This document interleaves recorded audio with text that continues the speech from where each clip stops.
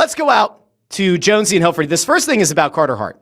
Questions abound about Carter Hart and whether or not the Flyers would be actively interested in bringing him back into the fold here in Philadelphia.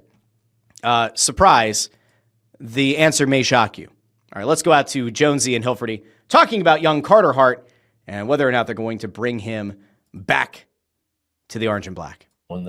Well, at this point, we're going to make no comment on that situation. The NHL's made it clear they'll speak first, but right now we're not prepared to comment at all about the Carter Hart situation. Pretty decisive, but there is a follow-up.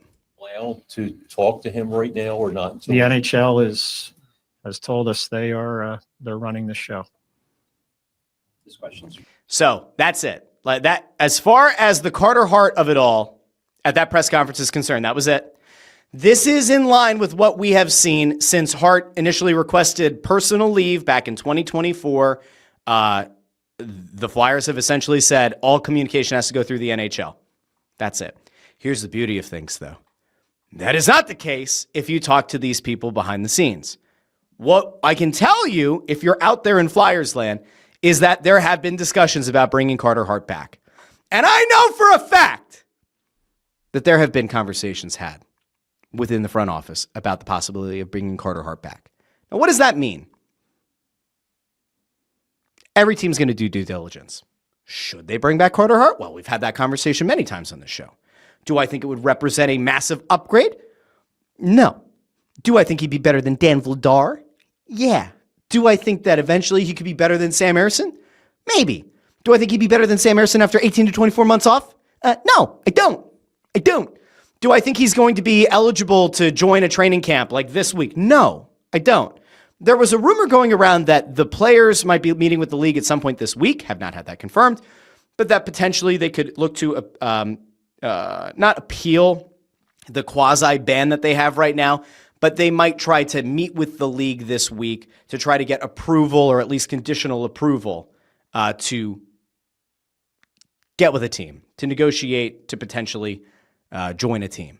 And as of right now, that is it. Like I don't know if there's been any motion on that. I will tell you, though, teams have had these conversations. If you don't think that the Flyers have had this conversation as a front office, if you don't think the Edmonton Oilers have had this conversation, if you don't think that there are at least 6 teams in the league that have had this conversation about whether or not Carter Hart is worth the PR, if he is worth the potential public blowback, you're out of your mind. And I've had people who have sent me clips of other shows, and I have actively said on this show and on Snow the Goalie, I am no longer interested in going to war with other shows as long as they just don't stir shit up for fun, right? There is somebody who actively hates Anthony Sanfilippo who contributes to another show. People DM me videos from their show trying to take pot shots at Anthony. Anthony is easy to take pot shots at. Lord knows I do it a lot to his face. But there's this idea out there that no one in the Flyers front office would tell Anthony or maybe Bundy or me or Kevin Kurz or Jackie Spiegel or maybe Charlie O'Connor or something, that they wouldn't have an off-the-record conversation and say, yeah, I mean, we're kicking the tires.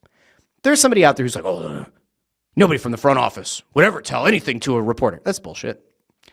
I mean, that's bullshit. I'm not going to say who is part of the conversation, not going to say which people are perhaps for the idea of bringing back Carter Hart and which ones might be anti-bringing back Carter Hart, but the conversation's been had. And you can have the conversation with yourself and with your friends and with your fellow Flyers fans about whether or not doing due diligence is the right thing. Despite the fact that I don't think the Flyers should bring back Carter Hart, they should be doing due diligence. Although I will say, the thing I've been very adamant about is the Flyers should go after the NHL. Because if the NHL told the Flyers, you cannot extend him a qualifying offer while all of the Hockey Canada things were going on, they had to give up an exclusive negotiating window by not tendering him a qualifying offer. I think they should kind of push back on the league. And that if he is reinstated and is eligible to sign with another team, the Flyers should be able to get a conditional pick. They should be able to get draft compensation like they would if Carter Hart had been a restricted free agent. That is 1,000% where I'm at. Whether or not I think he's a massive upgrade, if I think it's a PR nightmare, none of my opinions otherwise should have any bearing on this. The Flyers should push back on the league. Now, if the Flyers proactively decided we are not issuing a qualifying offer, well, fine. But if you listen to that Dan Hilferty answer, when he's asked about Carter Hart, have they had a conversation about Carter Hart? Could they maybe bring back Carter Hart? Have they had conversations with Carter Hart? And he says, the league. If you think in your wonderful mind out there that the league didn't tell the Flyers any kind of guidance about not issuing a qualifying offer to Carter Hart, I think you're out of your mind. So if the league told the Flyers, thou shalt not issue a qualifying offer, then the league should give the Flyers something if Hart decides to sign elsewhere. That to me is fair and equitable. The Flyers were not part of whatever happened. The Flyers were not part of this trial. Carter Hart's alleged actions, right, that were part of this hockey cannon investigation did not happen, allegedly, during Carter Hart's tenure as a member of the Philadelphia Flyers. I don't know why the organization should be penalized. These are my simple points. And if you wanted to extend that to the other teams that perhaps could have also had qualifying offers out to their free agents, we can maybe make that argument that those teams should also be compensated. I'm a simple guy. Your thoughts on Carter Hart? Do you think the Flyers should be interested at all? Do you think the Flyers should just give up on this one? Give up. Okay. I don't want him back. Okay. It's too much of a PR nightmare. And it's really I'm with you. Like, the Flyers should get some type of compensation for it, but it's just to the fact that why, when you're trying to, what this whole regime has been doing with rebuilding the culture, trying to put, a good face of the Flyers back with the city of Philadelphia, why would you bring in a guy that was involved in a huge scandal, not guilty, whatever people want to decide what it is? Why would you even do that? Why would you try to put that light on the organization when you're just rebuilding all of this stuff? I just don't think it's worth it. I agree. I think ultimately it's just not worth it. But listen, there are people who are going to think that it is. There are going to be people. Listen, there are people within the Flyers organization who think it's worth it. What I have gathered is that there are some people within the Flyers who might not understand or care. I don't know. It's one or the other. That there could be public blowback, and that public blowback might actually mean something. That public blowback, like, let me put this in a very hypothetical thing for many reasons. If you're considering bringing a player to a team, and that player has something out there, an allegation against them, you better hope that there's nobody else who has not gone public with any kind of allegation of anything or impropriety ever, right? If you, let's use Mike Vick. Mike Vick had accusations, was sent to prison for a dogfighting ring, right?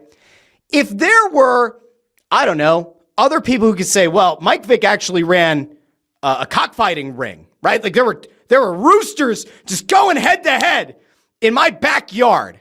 And then they said, like, oh, by the way, Michael Vick also had a dog racing racket set up in Zihuatanejo, Mexico.